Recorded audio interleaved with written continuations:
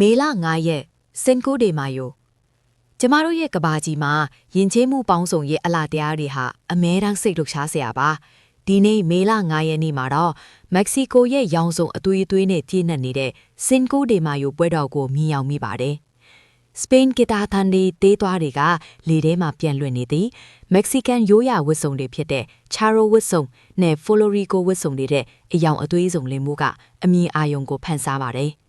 လမ်းမတွေပေါ်မှာရေမောထန်တွေပျော်ရွှင်စွာခတ်ခွင်နေကြတဲ့လူအုပ်ကြီးနဲ့ပြည့်နှက်နေတဲ့မြင်ကွင်းဟာတကယ့်ကိုအသက်ဝင်လာပါတယ်။ဒီပွဲတော်ဟာ1862ခုနှစ်ကပြင်းထန်ကျူးကျော်သူတွေကိုဖွေးပလားရှစ်ပွဲမှာမက္ကဆီကိုတပ်ဖွဲ့တွေကအောင်ပွဲခံခဲ့တာကိုဂုဏ်ပြုတဲ့အနေနဲ့ကျင်းပတာပါ။ဒါဟာမက္ကဆီကိုရဲ့ဇွဲလုံလနဲ့တိုင်းပြည်ချစ်စိတ်ကိုထင်ဟပ်ပြသတဲ့တိုင်းမွေးဝင်းနေ့တစ်နေ့ဖြစ်ပါရဲ့။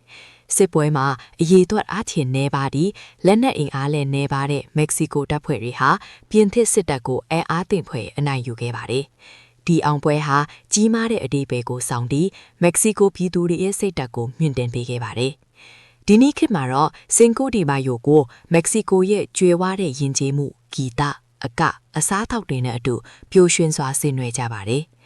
ရောင်စုံပညာသားတွေအရသာရှိတဲ့တာကိုဒီနဲ့ကွာကာမိုးလီတွေကပွဲတော်ရဲ့အနက်တာကိုပုံမပြည့်စုံစေပါတယ်။ဒါဟာမက္ကဆီကိုနိုင်ငံသားတွေရဲ့အမွေအနှစ်ကိုဂုဏ်ပြုခြင်းစီးလုံးညီညွတ်မှုကိုပြသခြင်းနဲ့ဘဝရဲ့ပျော်ရွှင်မှုတွေကိုမျှဝေခြင်းပဲဖြစ်ပါတယ်။ကျမတို့လူသားတွေအနေနဲ့အခက်အခဲတွေကိုဘယ်လိုရင်ဆိုင်ကျော်လွှားခဲ့တယ်ဆိုတာကိုပြသတဲ့ပွဲတော်တစ်ခုလည်းဖြစ်ပါတယ်